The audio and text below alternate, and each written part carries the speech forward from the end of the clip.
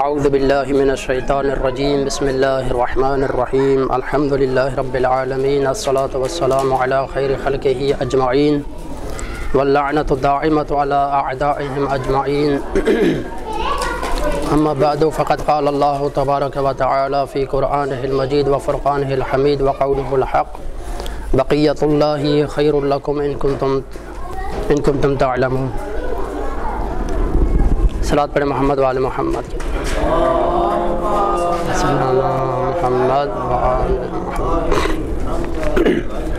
آپ کے سامنے میں جس موضوع کو لے کے آیا ہوں وہ ہے امام زمانہ کے وجود کے اوپر جو اعتراض کیے گئے ہیں ان کے جوابات۔ دشمنان اہل بیت نے ہر زمانے میں مختلف اعتراضات اٹھائے ہیں اہل بیت کے وجود پر، اہل بیت کے فضائلوں کے اوپر، اور بالآخر یہ سلسلہ چلتا ہوا امام زمانہ تک پہنچا، اور اہل بیت کے دشمنوں نے جو امام زمانہ کے وجود کے اوپر اعتراضات اٹھائے ہیں وہ انتہائی کمزور اور ضعیف ہیں۔ سب سے پہلے میں ان تمام شبہات کو آپ کے سامنے پیش کروں جو انہوں نے اٹھائے ہیں شبہات۔ سب سے پہلے وہ کہتے ہیں کہ بعض اہل نسب نے انکار کیا ہے کہ امام زمانہ کا کوئی وجود نہیں ہے، یعنی ان کا مدعا کیا ہے، دعویٰ کیا ہے کہ بعض اہل نسب نے امام زمانہ کے وجود کا انکار کیا ہے، لہذا امام زمانہ کا وجود کوئی نہیں ہے، امام زمانہ موجود نہیں ہے۔ دوسرا جو ان کا شبہ ہے اور اعتراض ہے وہ یہ ہے کہ امام حسن عسکری علیہ السلام کے بھائی جعفر کذاب، جس کو ہم کذاب کہتے ہیں، جعفر نے امام زمانہ کے وجود ان کا نفی کیا ہے کہ امام عسکری علیہ السلام کے ہاں کوئی ولادت نہیں ہوئی، اگر کوئی ولادت ہوتی تو امام عسکری علیہ السلام کے بھائی جعفر کو تو پتہ ہونا چاہیے تھا، لہذا جعفر کا انکار کرنا دلیل ہے کہ امام زمانہ کا کوئی وجود نہیں ہے۔ تیسرا جو ان کا اعتراض ہے وہ یہ شبہ جو ہے وہ کہتے ہیں کہ حکومت نے جب چھاپا لگایا ہے امام حسن عسکری علیہ السلام کے گھر پہ، تو جب حکومت کی طرف سے جب کوئی کسی چیز کے اوپر چھاپا لگایا جائے تو چھوٹی سی چھوٹی چیز بھی جب ہو تو وہ ظاہر ہو جاتی ہے، اگر امام زمانہ ہوتے تو ہمیں وہ مل جاتا، لیکن وہ ہم نے کسی وجود کو وہاں پر نہیں پایا، لہذا یہ بات بھی دلیل ہے کہ امام زمانہ کا کوئی وجود نہیں ہے۔ چوتھا جو ان کا شبہ ہے وہ کہتے ہیں کہ امام عسکری علیہ السلام کا جو مال و جائیداد تھا اس کو ان کی ماں میں ہی تقسیم کیا گیا ہے۔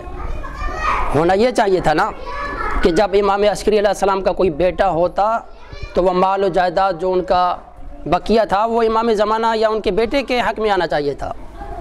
لیکن ہم جب دیکھتے ہیں کہ امام عسکری علیہ السلام کا جو مال و جائیداد ہے وہ تقسیم کیا گیا جعفر اور ان کی ماں کے درمیان، لہذا یہ چیز بھی دلیل ہے کہ امام زمانہ کا کوئی وجود نہیں ہے۔ اور آخری جو چیز ہے، اس کے علاوہ اور بھی ہیں جو میں خلاصہ کے طور پر لے کے آیا ہوں، وہ کہتے ہیں کہ دیکھیں امام زمانہ کا وجود اس لیے بھی نہیں ہے کہ امام حسن یا یوں کہیں کہ امام زمانہ کی والدہ کے مختلف نام بتائے جاتے ہیں، اگر ان کا وجود ہونا تھا تو ان کی ایک ماں ہوتی، ایک نام ہوتا۔ متعدد ناموں کا ہونا دلیل ہے کہ امام زمانہ کا وجود نہیں ہے، یہ ایسی من گھڑت چیزیں ہیں کہ جو شیعہ لوگ بیان کرتے ہیں۔ یہ مختلف اعتراضات تھے اور شبہات تھے، ان کو ہم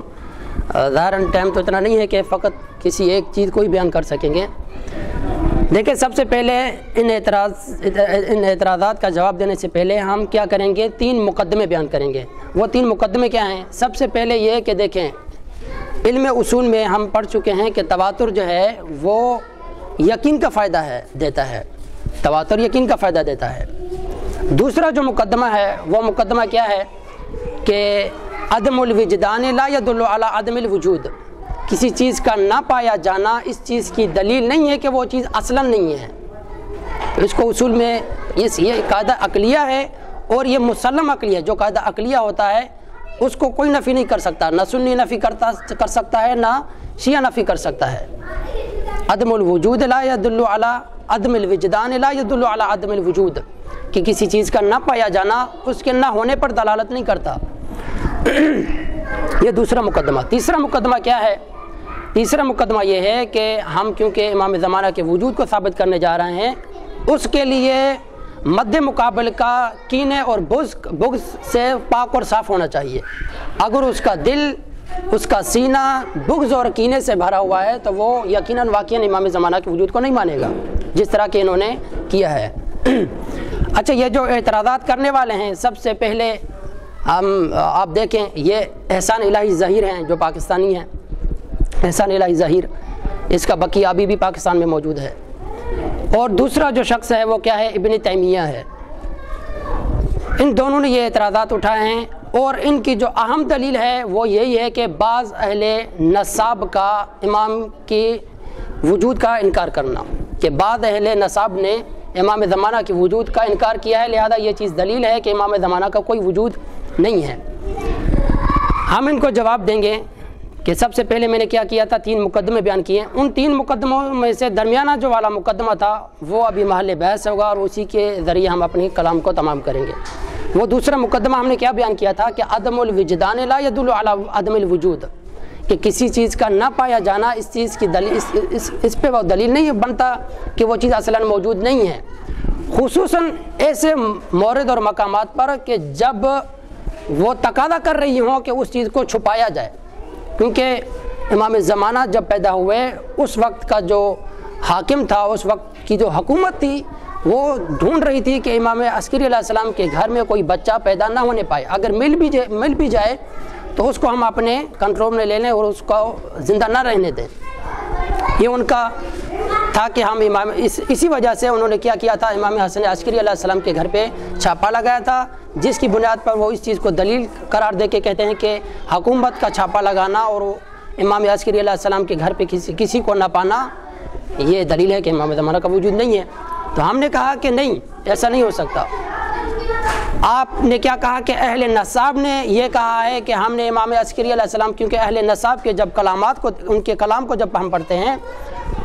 وہاں کچھ عبارتیں ملتی ہیں، وہ کیا کس کے کلام کو نقل کرتے ہیں؟ نوبختی کے کلام کو نقل کرتے ہیں کہ نوبختی نے، کیونکہ نوبختی کو وہ اہل نصاب میں سے جانتے ہیں،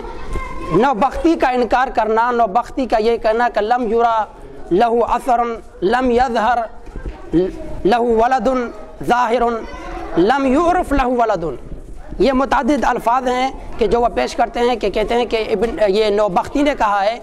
کہ امام حسن عسکری علیہ السلام کو کوئی بیٹا نہیں جانا گیا، لم یعرف لہو ولد، لم یعرف لہو ولد، یا تیسری جو عبارت ہے لم یظہر لہو ولد ظاہر، اس کا کوئی ظاہراً کوئی بیٹا نہیں تھا۔ یہ ان عبارتوں کو وہ دلیل بنا کر کہتے ہیں کہ امام زمانہ کا کوئی وجود نہیں ہے۔ ہم کہیں گے کہ یہ جو آپ جس کے کلام کو آپ دلیل قرار دے رہے ہیں کہ نوبختی نے انکار کیا ہے،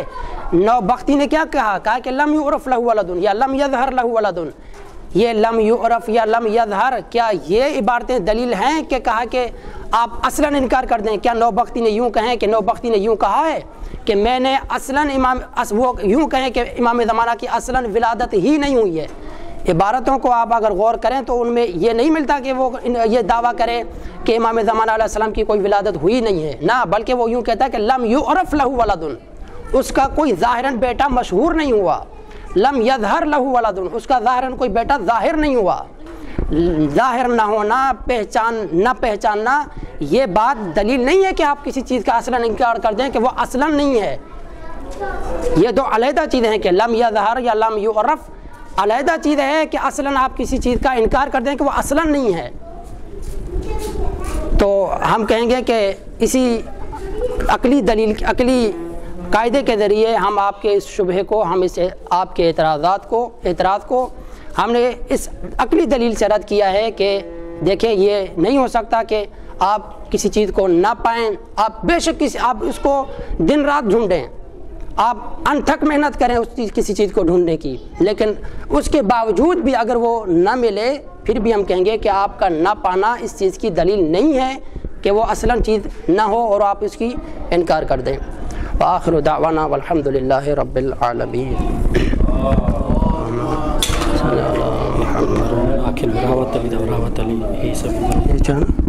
راوت خان محمد رئیس علی غلام بخش علی۔ رحم اللہ من قرأ الفاتحہ۔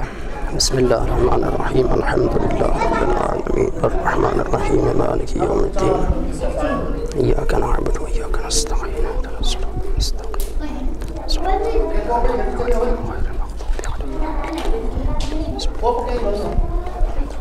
علیہم